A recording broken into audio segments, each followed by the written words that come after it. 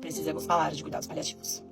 Faz um tempo já que, diante de mensagens e até de pessoas que eu conheço, que às vezes falam algumas coisas e eu percebo que as pessoas não têm muita noção de como é viver em cuidados paliativos. Eu acho importante a gente falar sobre isso, ainda que as pessoas não queiram saber, porque existe uma certa resistência de falar de coisa ruim. Quando, na verdade, sim, é uma coisa ruim, mas infelizmente é a realidade de muitas famílias. E quando a gente toca no assunto, as pessoas automaticamente querem que a gente pare de falar. Então o que acontece muito é que é extremamente difícil a gente viver pensando que não tem nada pra ser feito, né? Que não tem nada que a gente possa fazer por uma doença, uma condição. No meu caso do Pedro, né? Uma condição, ele nasceu assim, não existe cura. Ou uma enfermidade que não tem cura e a pessoa, infelizmente, entra nos cuidados paliativos. Só que as pessoas confundem um pouco cuidados paliativos com, de repente, negligenciar essas pessoas, né? Então, diante de muitas dúvidas, até de pessoas próximas que acham que por o Pedro estar internado em casa, yes, tá tudo bem. E na verdade não tá. A verdade é que essa é uma realidade dura e muito difícil. Você tem que ter muita cabeça, muita fé, muita resiliência pra conseguir viver dessa maneira, né? Com essa realidade de uma maneira feliz. Então não, gente, o Pedro tá em casa porque, infelizmente, como ele entra nos cuidados paliativos, não existe cura no caso dele, e pela medicina ele nem estaria vivo, não existe muito o que ser feito. Na verdade, assim, eu como mãe, eu invisto muito, confio muito, eu faço de tudo pra que ele viva da maneira mais confortável possível, assim como outros casos de outras síndromes ou outras doenças e enfermidades. Mas a realidade é que isso é extremamente difícil.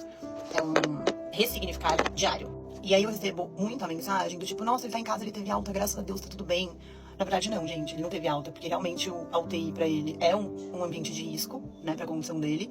E ele continua, né, internado na minha casa. A gente tem uma estrutura hospitalar, né, querendo ou não, em casa, aí com quase tudo que a gente tinha na UTI. E essa é a nossa realidade, então as pessoas elas têm um pouco de dificuldade de entender essa dinâmica e achando que agora o Pedro tá bem, o Russo é salvo. Não exatamente.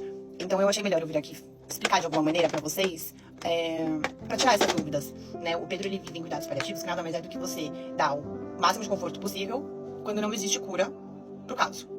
E nesse caso, a gente vai fazendo conforme ele vai apresentando as dificuldades dele, né? Então, ele fez cirurgias paliativas, a gente vai remediando e tentando fazer com que ele ganhe mais tempo de vida, né? Tudo que tá ao nosso alcance, de uma maneira confortável, dando todo o suporte que ele necessita e não negligenciando como alguns médicos ou pessoas pensam que é. Então, basicamente, ele precisa de oxigênio, a gente dá. Ele precisa de ajuda pra respirar, a gente fornece. Ele precisa de ajuda pra se alimentar, a gente dá um jeito, fez a gastro. Ele é cardiopata, a gente fez uma cirurgia que não é definitiva e é uma cirurgia paliativa. E por aí a gente vai tentando remediar, né? E ofertando e dando tudo que a medicina permite que a gente forneça e tudo que tá ao nosso alcance. E aí as pessoas ficam naquela dúvida, naquele anseio de tipo, quando ele vai sair da tráquea, quando que ele vai isso, quando que ele vai aquilo. A gente não sabe se ele vai. Na verdade, ele foi além das expectativas, né, de tudo que disseram que ele iria. Então, aqui a gente vive um dia de cada vez como se fosse o último, porque a gente realmente não sabe quando vai ser o último.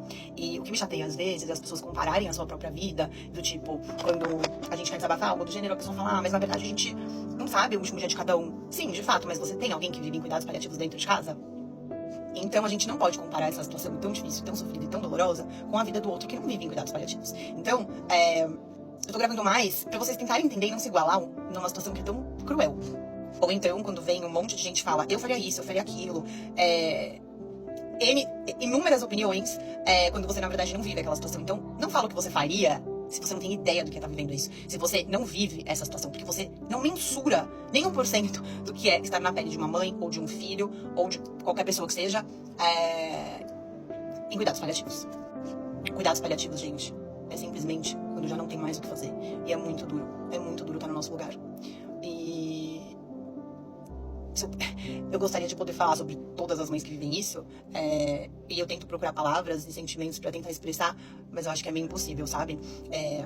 Eu posso dizer que me fere muito como mãe e me dói muito como pessoa que vive isso na pele diariamente, quando as pessoas não são empáticas, quando as pessoas dificultam mais ainda esse processo, seja na família, seja no trabalho, seja de qualquer outra maneira, sendo que já é algo muito difícil de se viver. Então, quando se comparam, quando diminuem a sua dor, o que eu posso dizer, eu acho que assim, na minha visão, né, é uma das piores sensações e situações que uma família pode viver, principalmente eu como mãe, vivendo com um filho que você olha pra ele e não sabe quando vai ser o último dia, sabe? Você olha pra ele e fala, caramba, não tem solução.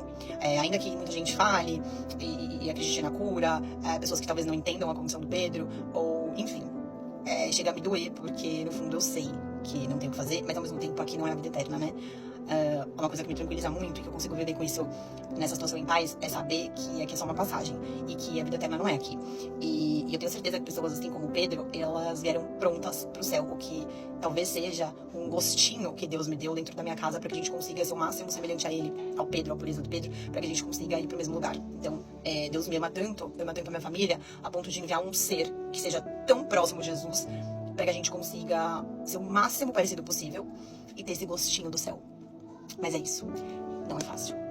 Eu decidi falar um pouquinho só, muito brevemente, nesse vídeo, para que você que tem a oportunidade de ser um pouco mais empático, de ser colo para alguém que vive isso com alguém da família, principalmente pais e mães nessa contramão da vida, com um filho lutando pela vida, seja ela qual a doença, a condição que for, para que vocês tenham um pouco mais de respeito e empatia, porque assim, vocês não conseguem imaginar o quão doloroso é estar nesse lugar. A gente daria tudo para não estar vivendo isso, né? A gente daria tudo para estar vivendo a nossa vida normal, como todo mundo, levando o filho pra escola, trabalhando normal, saindo no final de semana em família, sem ter que se preocupar se hoje é o último dia. É isso.